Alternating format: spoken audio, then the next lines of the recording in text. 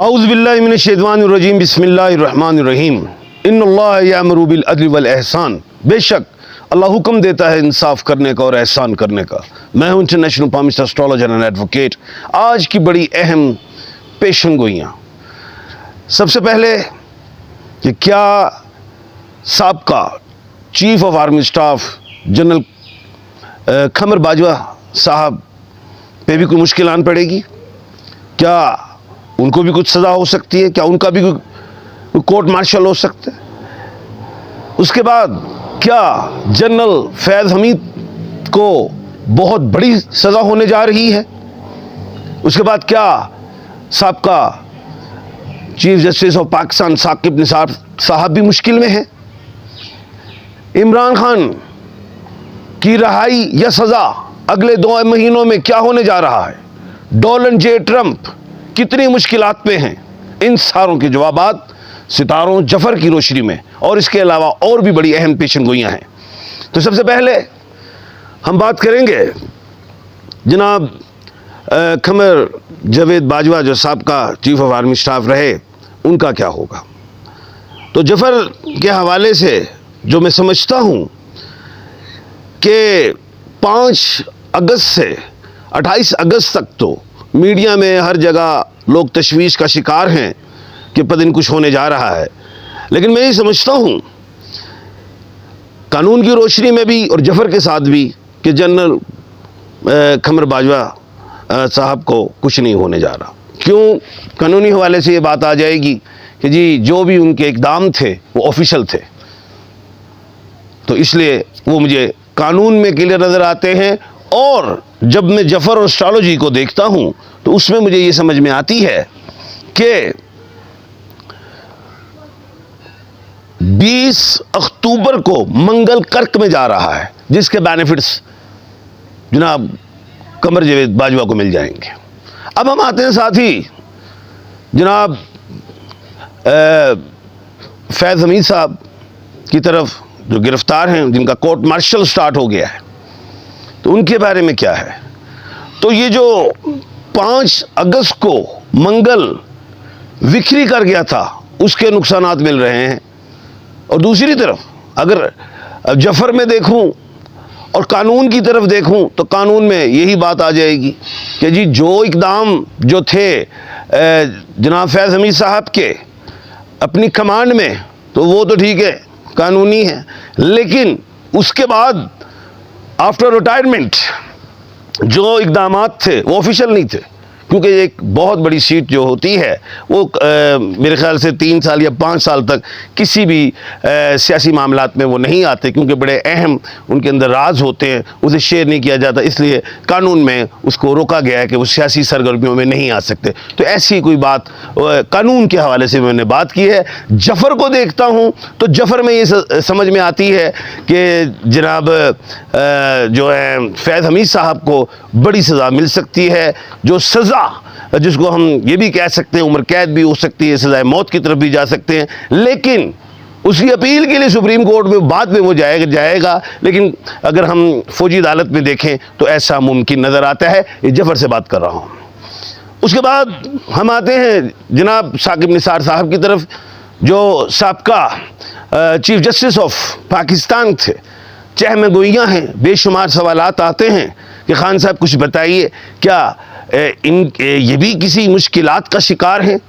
तो मैं ये बताता चलूँ कि जफर में मुझे फिर समझ आती है कि ऐसी कोई बात नज़र नहीं आ रही कि उन पे भी कोई केस बने या कोई गिरफ्तारी हो, ऐसी चीज़ नज़र नहीं आती। हाँ, समर वेकेशन के लिए तो सारे लोग जाते हैं, हम भी सैर करते हैं, तो वो समर वेकेशन ही है, उनका जब दिल चाहे वो आ जाए, जब दिल चाहे चले जाए, लेकिन मुझे कोई रेड लाइन नज़र नहीं आ रही।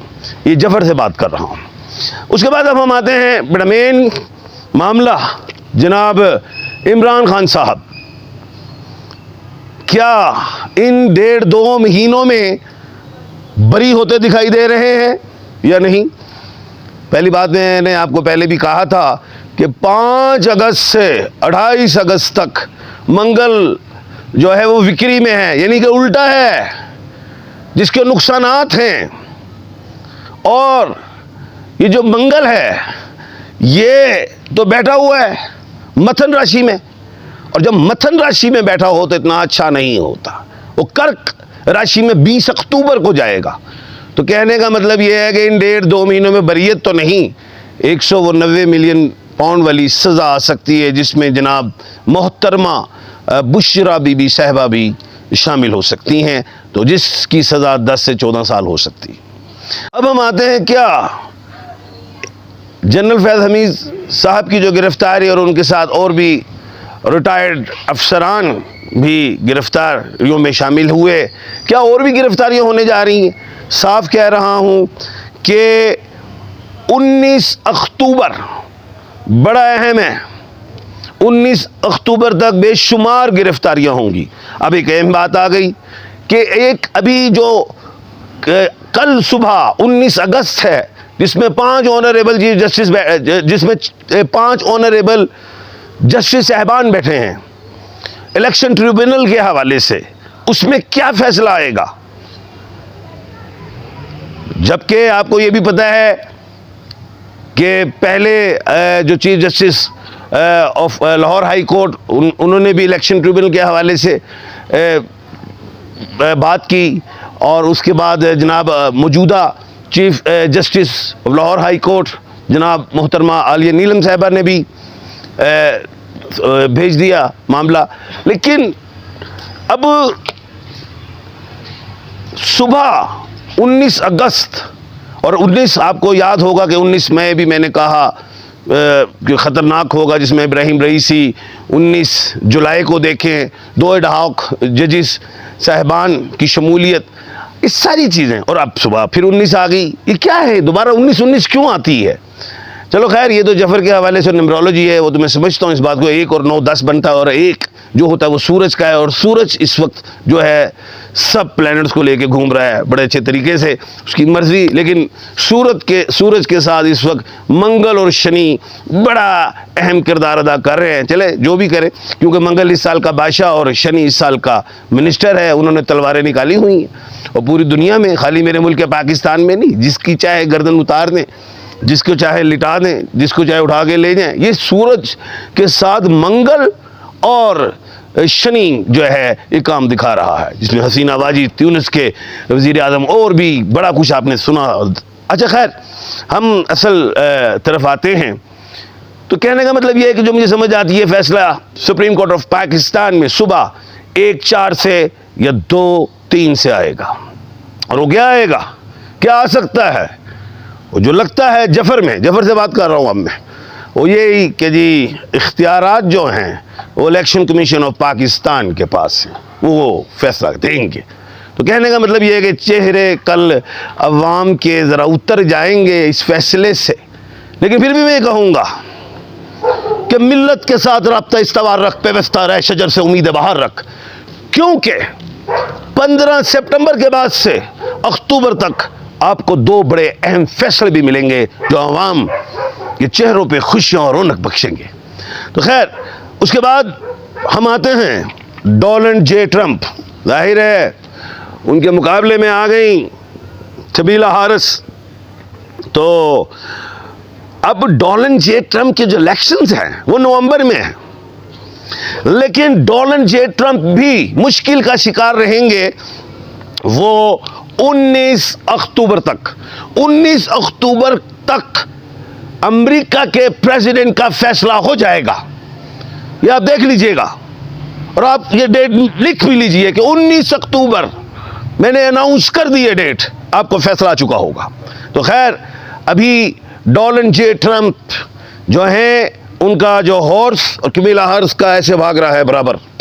अब एक स्टेप की दूरी है, वो 19 अक्टूबर को हम आपको बताएंगे, क्योंकि इलेक्शन नवंबर में है, और सदारत जब बनना है सदर यूएसए का, वो जो ओथ लेना है वो तो ज़ाहिर है जनवरी में लेना है। लेकिन बड़ा कुछ अभी ये 1.5-2 महीने हैं, ये इसलिए कि मंगल जो है वो मथन राशि में है। आपके सवालात भी हैं, उनके जवाबात भी हम ज़रूर देंगे।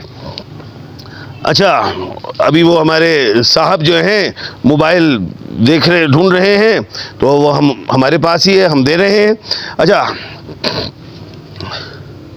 अच्छा, इसके बाद हम आते हैं कि इमरान खान साहब तो ये 190 मिलियन वाला मामला आ रहा है, बिलियन वाला, और ये इधर हम देखें जनरल फैज़ हमीद साहब को, वो भी गिरफ़्तार हैं। तो क्या इस जनरल क्या कहते हैं फैज़ हमीद की गिरफ़्तारी से इमरान खान साहब के ऊपर और बोझ पड़ेगा या इमरान खान पे से बोझ कम होना शुरू होगा? याद रखना, मैंने आपको आज से 3-4 दिन पहले भी बताया था कि बोझ कम होगा। ये रास्ता खुलता हुआ दिखाई दे रहा है। पीटीआई कालदम नहीं होगी, इमरान खान आएंगे, लेकिन अभी आपको 1-1.5-2 महीने कुछ सहना भी पड़ेगा, कुछ देखना भी पड़ेगा, कुछ समझना भी पड़ेगा। अब हम आपके सवालात के जवाब की तरफ आ रहे हैं। जी अच्छा जी, सबसे पहले मंसूर अहमद हैं, वालदा रुकैया बीबी, उम्र 12/8/1985। सर बाहर के मुल्क जाना चाहता हूँ। भाई टाइम गुजर गया आपका। अच्छा जी सर, सलाम सर, ये बताएं अलिफ वाले बुरुश होत पर कैसे रहेगा? यार वो अगले महीने 15 के बाद इंशाल्लाह बेहतरी आएगी। अच्छा, मोहम्मद अबू बकर नाम वालों का अगस्त कैसा रहेगा? अबू बकर ठीक है, अल्लाह खैर करेगा। सर मेरा नज़र अब्बास है, डेट ऑफ बर्थ पता नहीं। भाई नाम के वाले से वृश्चिक में हो, अल्लाह खैर करेगा, टाइम आ रहा है। अच्छा जी, मोहम्मद सलीम, वालदा शरफ इलाही, 7/3/1998। अपने इलाके में कारोबार कर लूँ? मोहम्मद सलीम, नहीं यार दूसरे इलाके में चला जाए वो बेहतर है। तो खैर कल इंशाल्लाह आपसे मुलाकात होगी दोबारा एक नई पेशन गोइयों के साथ, क्योंकि मैं खबरें नहीं पेशन गोई देता हूँ।